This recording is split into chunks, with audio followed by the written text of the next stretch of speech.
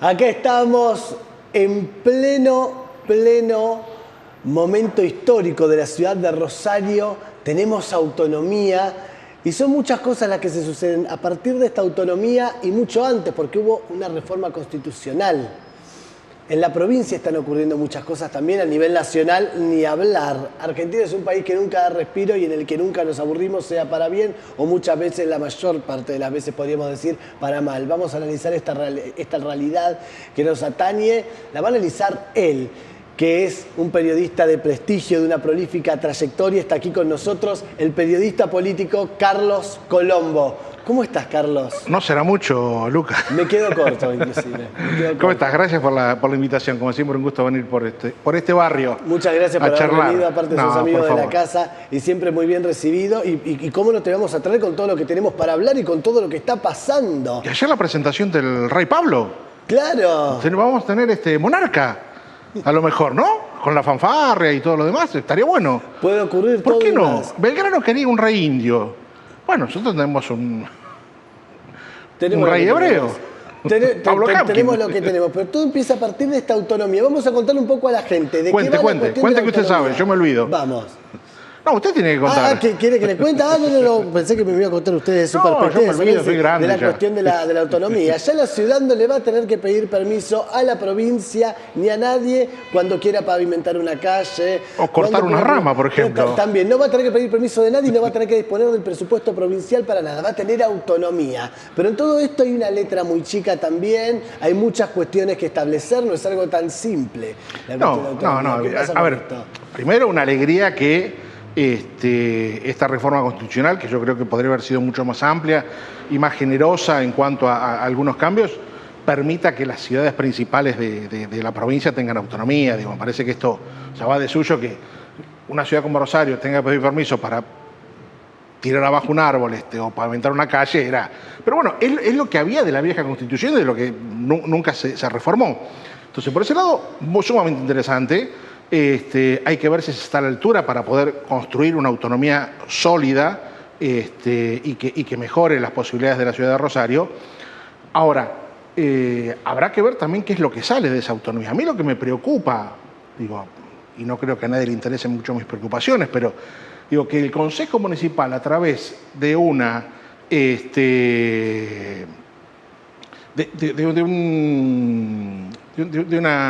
decreto, determine qué es lo que tiene que hacer o dejar de hacer, o por lo menos marcarle el camino a los estatuyentes, me parece demasiado.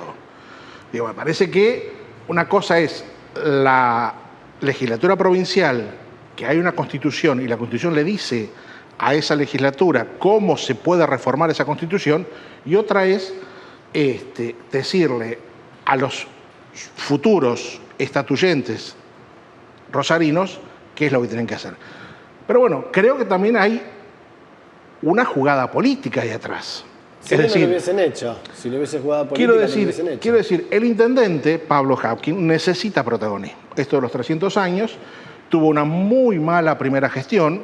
Dicen que los números han mejorado en esta segunda gestión, y esto, más allá de que sean casi actos protocolares, pero termina siendo una puesta en escena para Pablo Hapkin. Algunos dicen, no lo saquen de una posible reelección, dicen algunos colaboradores de Hapkin, a partir de estos números que dicen que le dan bien. ¿Tendrá que ver con esto, toda esta puesta en escena? No lo sé. Ahora, yo insisto, celebro la autonomía municipal, pero me parece que hay que darle a los estatuyentes de esta autonomía, que van a ser electos dentro de 2 años cuando se elige intendente y concejales, a que decidan hasta dónde y cómo es esta autonomía y cuáles son los datos a tener en cuenta. Por ejemplo, ¿cuántos concejales tiene que tener la ciudad? ¿Cómo elegir esos concejales? Me parece que son momentos interesantes para decir, bueno, ¿por qué 28? Yo quiero 42, como había cuando aquella ley Borgonovo los mató después del 2001, porque el costo de la política. Mentira, el costo de la política. O sea, culpa de echarle la culpa al costo de la política, estamos creo que cada vez peor, porque cada vez el pueblo tiene menos representación. Entonces, yo quiero más concejales. Ahora, tampoco quiero que se elijan en lista única. Quiero que los barrios o los distritos, o como se quiera distribuir la ciudad, puedan elegir sus propios concejales, sus propios representantes. Bueno, Este es un momento interesante, me parece, con esta autonomía, como por ejemplo para discutir ese tipo de cosas. Rosario es una ciudad muy grande. A lo mejor estas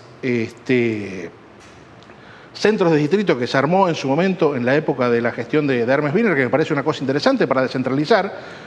Hoy mucha gente no tiene que venir al centro a hacer un trámite porque está en su centro de distrito, lo puede hacer perfectamente. Bueno, a lo mejor serán mini intendencias y no sería malo que a lo mejor esos barrios elijan a ese representante para que cuide las cuestiones mínimas, alumbrado, barrido, limpieza, más cerca del contribuyente.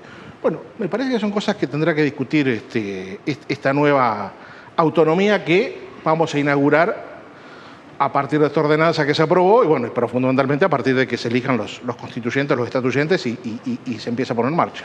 Eso mismo, y ahora vamos a seguir hablando un poco más de la autonomía. Yo pregunto por algo que me hizo un poco de ruido respecto a lo que estabas mencionando, Carlos, de los números que le estaban dando bien a Habkin. A partir de la última elección y los últimos resultados, Habkin es una parte importante de Unidos, es el intendente de Rosario, y un día antes, inclusive, de las elecciones, ese sábado, en el marco de los 300 años de la ciudad de Rosario, hicieron toda una inauguración en las noches de las peatonales, de todo el pasaje Juramento, de todo el nuevo piso del monumento. Hubo toda una parafernalia y parte de, bueno, más allá del accionar de un gobierno y de una gestión, era parte de una puesta en escena también electoral. Sin embargo, los números no fueron los esperados, quedaron terceros lejos. Sí. Pablo Habkin, no sé si se cinde tanto de lo que, por más que no era él el candidato. No es que él trae la panacea, no, Habkin mide bien, pero los demás miden mal. Bueno, habrá que ver ese 18% que sacó Unidos con la vicegobernadora Gisela Scalia como candidata a diputada y con el apoyo fundamental del gobernador Puyaro, porque quien se cargó la campaña fue Puyaro. No digo que sea mentiroso, pero quiero decir, me parece que el error de Provincias Unidas fue creer que la tercera vía del medio, o la gran avenida de la cual hablaba Massa, le pasó como a Massa. Terminó siendo una bicicenda de Pablo Habkin. Sí, no la creyeron. Salvo el correntino que zafó la ropa ahí nomás, el resto me parece que es algo fallido. Por eso también está en discusión qué se va a hacer con Provincias Unidas, cómo manejarlo, cómo no manejarlo. Ahora Puyaro quiere impulsarla como presidenta del bloque a Scalia con el enojo de Pichetto y ese tipo de cosas que son cuestiones que al ciudadano común poco le interesan esas peleas. Por digo, no sé si será cierto el 18% dentro de 2 años y se mantendrá, o si Puyaro podrá ser candidato a la reelección sin mayores inconvenientes, o reelecto sin mayores inconvenientes. De cualquier manera, empieza a perfilarse un tablero político donde, insisto, algunos colaboradores de Pablo Habkin dicen, bueno, si no hay otro candidato natural, ¿por qué no Pablo un tercer mandato? Con todo el derecho del mundo. Porque la Constitución prevé 2 mandatos para los intendentes, pero este es el primero, con lo cual podría ir por otro mandato. Habrá que ver cómo se juega después ese tablero ahí adentro. Porque si no, ¿cuál es el futuro de Pablo Habkin dentro de 2 años? ¿Puyaro lo va a ser diputado nacional? ¿Estará lista la poltrona en la Corte Suprema para que Pablo Habkin sea ministro de la Corte? Digo, evidentemente una persona joven, con aspiraciones políticas, alguna salida va a tener que tener. Y eso se dará dentro del esquema de Unidos, uno entiende, salvo que explote por los aires, cosa que no creo que un oficialismo explote por los aires. En todo caso, más fácil que explote el peronismo que Unidos. Pero bueno, habrá que ver en ese tablero cómo se van armando las fichas y las jugadas, ¿no? Porque también está María Eugenia Smuck, que quiere ser candidata a intendente. Y Puyaro por ahí dijo, bueno, ¿y por qué no el ministro Puccini? Bueno, salgamos y preguntemos por acá a quien conoce a Puccini y veamos. Pero si se lo carga Puyaro en una candidatura, puede que sea factible. Digo, esos son los nombres que suenan. Después puede que haya algunos más o algunos tengan ganas de jugar. Alguien habla de Lifty Jr., también. Que se puso con afiches por todos lados y le pedía consejo que deje hacer boludeces. Usted se recuerda, ¿no? Sí. Bueno, a veces escupir para el cielo tampoco te hace bien. Pero bueno, digo, son los datos que hay, los nombres que hay del lado del oficialismo. Por eso digo, me parece que todo esto de Pablo Habkin, con todo esto que viene haciendo, aprovechando el tricentenario de la ciudad, bueno, también es una puesta en escena para su propio futuro. Muchas veces todo en la política y todo lo que ocurre es una puesta en escena. Sin embargo, el que termina pagando los platos rotos siempre termina siendo el ciudadano, siempre termina siendo el trabajador. Por eso me quiero meter en un tema que es muy delicado. Que no todas las puestas en escena son buenas obras de teatro finalmente después, ¿no? También, sí, existe lo que es una dramatización de la política también, muchas veces. Quiero hablar, Carlos, de la cuestión de la reforma laboral. Muchos del bloque o del oficialismo que impulsa esta reforma sostienen de antemano: no les vamos a quitar derechos a ningún trabajador. Ningún trabajador se va a ver perjudicado, solamente queremos que estén en blanco los que están en negro, queremos modernizar la cuestión del sistema de trabajo, queremos modernizar también lo que tenga que ver con el sindicalismo. ¿Qué es lo que está pasando ahí? ¿Es realmente así? Primero, no es una reforma laboral. Cada vez que la derecha intenta modificar las estructuras de trabajo, es una flexibilización laboral. Es decir, no solo vas a hacer tu tarea, sino que vas a hacer cuánta otra tarea se le ocurre al patrón. Esto es flexibilizar tu laburo. Vas a cobrar de acuerdo a las horas que estés, si estás 12, 15, 16 horas o de sol azul como era antes. Bueno, lo primero que se dijo que querían incrementar las 8 horas de trabajo. Después salieron a decir que no, pero digo, siempre la derecha va a querer estar pisando al trabajador. Cuando se habla de los sindicatos, y uno no tiene por qué salir a defender ciertas estructuras sindicales o ciertos dirigentes sindicales, pero digo, cuando se quiere, es sindicato por rama. Es decir, Roberto Bursich no va a tener más a prensa o al Satsai, tendrá un sindicato acá adentro y será, bueno, entonces es mucho más fácil pisarle la cabeza a un sindicato que representa a 20 trabajadores de una pequeña empresa o a 100 trabajadores o a 5.000 trabajadores que a la Unión Obrera Metalúrgica, que representa a todos los trabajadores metalúrgicos del país. Entonces, pasa por ahí. ¿Por qué en su momento el peronismo dio un sindicato por actividad? Porque era la manera de que esos trabajadores tengan una representación mucho más fuerte a la hora de sentarse a discutir con las patronales. Ya no discutís con un patrón, discutís todos los patrones contra todos los trabajadores. Bueno, ahí se discute. Esa es la discusión. Quieren tumbar la ultraactividad, esto es de los convenios colectivos de trabajo. El convenio colectivo de trabajo es lo que acuerda el patrón con los trabajadores o las patronales con los trabajadores de cómo va a ser la forma de trabajo. Y eso tiene un tiempo de duración, 2 años, 4 años, no sé qué. Ahora, cuando ese tiempo termina, la ultraactividad quiere decir que ese convenio sigue vigente. Hasta tanto, ambas partes no se pongan de acuerdo y firmen un nuevo convenio. Estos dicen, no, bueno, terminó este convenio, se tiraba, listo, y no hay más convenio. Entonces, cada vez que la derecha quiere tocar algo, es a favor de ellos. ¿Qué es lo que uno debe reclamarle o decirle a los gobiernos peronistas que sucedieron? ¿Por qué no hicieron la reforma ustedes? Porque queda claro cuando uno escucha, por ejemplo, a Cristina Fernández de Kirchner hablar de que ya la cuestión laboral hay que modificarla, tocarla, reformarla. Bueno, ¿por qué no lo hicieron? ¿Por qué se perdió la oportunidad cuando hay gobiernos nacionales y populares de modificar o mejorar la situación de los trabajadores y queda a manos derechas? Lo mismo que la reforma previsional. ¿Qué te van a decir? Vos vas a trabajar hasta los 80 años. Si llegás, y si no, mala suerte. Y vas a cobrar 2,50 pesos.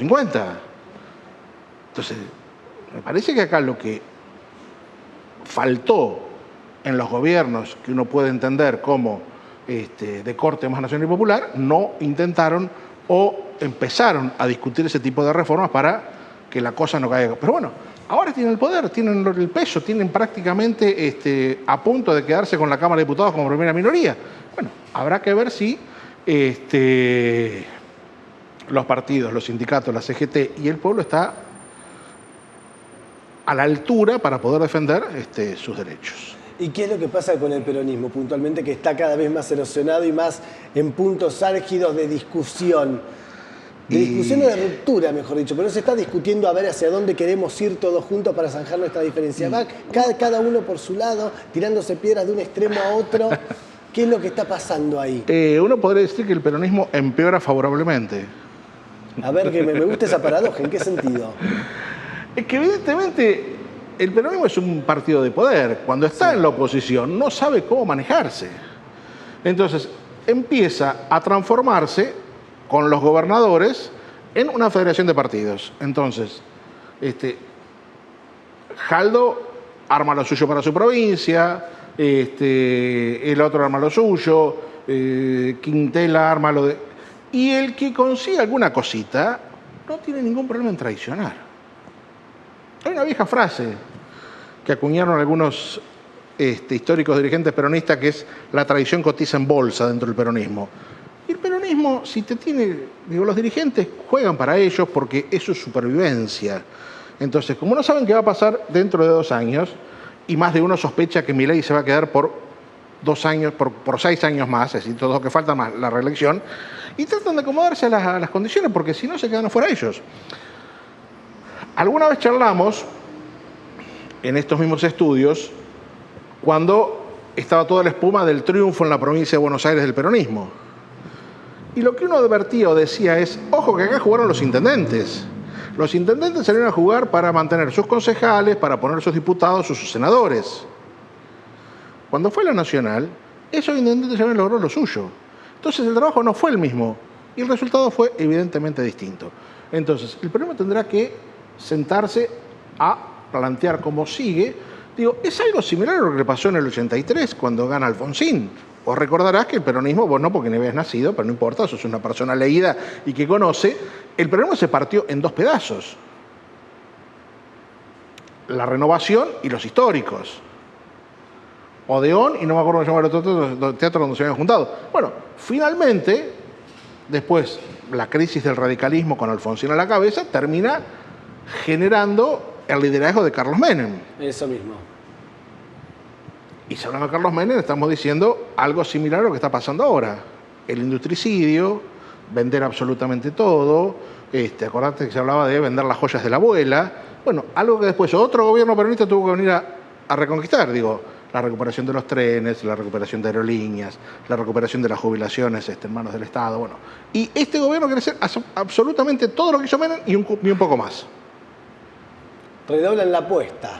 Mira, ayer, antes de ayer, ¿cuándo fue esta semana? Adorni, jefe de gabinete. Yo aún no lo puedo creer, ¿no? La verdad que, si yo pensé que ya no me sorprendía nada, la verdad que hay cosas que me siguen sorprendiendo. Adorni, jefe de gabinete, diciendo: es la primera vez que Aerolíneas Argentinas, desde que fue recuperada por manos del Estado, tuvo un superávit en 2024 de 56 millones de pesos, de dólares, perdón, 56 millones de dólares. Discutible, pero no importa. Ganó 56 millones de dólares. ¿Esto gracias a qué? Echamos al 18% del personal. Cerramos las rutas que no eran competitivas. Vendimos no sé cuántos inmuebles. Vaciaron la compañía. Dice: ahora vamos a comprar más aviones y en el 2025 va a ganar el doble, es decir, 110 millones. Y dice Adorni: esto marca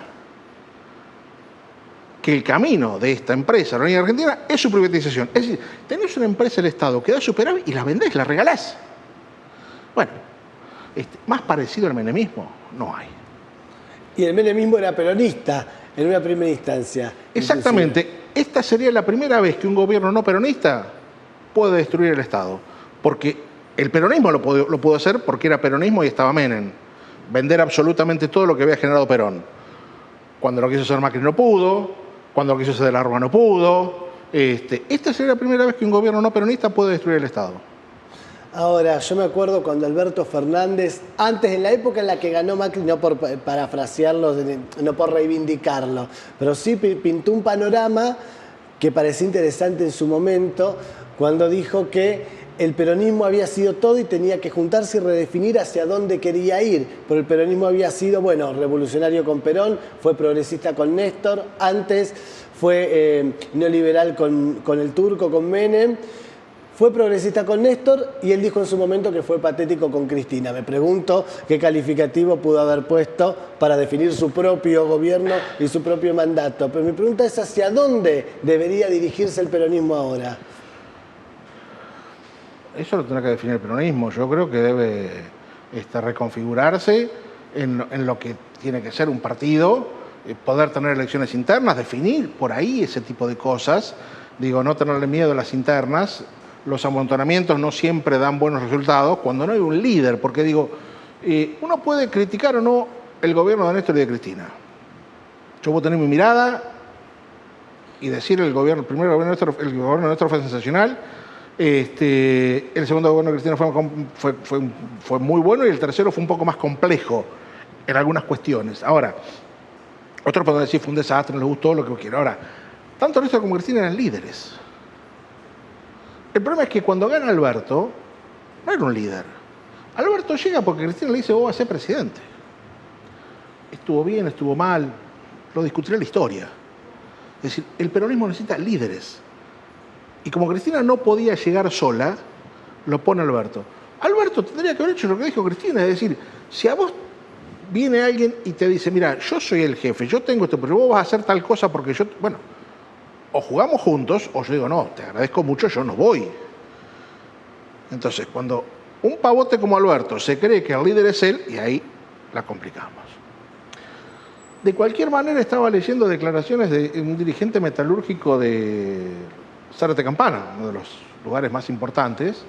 Si vos ves, hoy la industria metalúrgica está un 17% por debajo de lo que estaba en el 2023. Es decir, cuando se fue el pavote de Alberto, la industria metalúrgica estaba mucho mejor. Hoy, de todo lo instalado en metalúrgica en Argentina, solo funciona un 44%. Para que el televidente pueda comprenderlo más fácil, de cada 2 máquinas, una está parada. Peor que en la pandemia. Peor que en la pandemia. A esto nos lleva este gobierno. Entonces, ¿dónde terminan estos trabajadores que caen de la siderurgia, que caen de esta fábrica de heladeras que cerró y ahora va a importar? De todas las fábricas, de todos los días vos te enterás que algo cierra. Terminan en Rappi o en Uber. Y dentro de 2 años no tienen más bicicleta o no tienen más auto porque no tienen para sostenerlo. Es exactamente lo mismo que pasó en los 90 cuando Menem privatizó Somisa, Entel y le daban retiro voluntario. Todos ponían o un remis, un kiosco y se juntaban todo en un almacén. No quedó nada de eso. Bueno, acá va a pasar exactamente lo mismo. Y después había 700 taxis alrededor por Manzana Las Redondas. Después terminará como terminará, pero evidentemente este proyecto no tiene salida en lo colectivo. Habrá un sector que será muy rico, o se está haciendo muy rico, pero un 80% que no entra en este proyecto. Bueno, y uno entiende que el país es con todos adentro, no con un pedacito chiquito adentro y el resto menos afuera. Muchas gracias por haber venido, Carlos. Nos vemos en la próxima y un placer siempre recibirte. Me encanta venir acá, me encanta charlar con ustedes, me encanta verlos. Así de paso no los extraño tanto. Sí, lo mismo decimos. Muchas gracias, querido Carlos. Hasta la próxima. Hasta la próxima. Muchas gracias, Carlos Colombo, aquí dialogando con nosotros. Brevísima pausa y volvemos con mucho más de Somos Eco.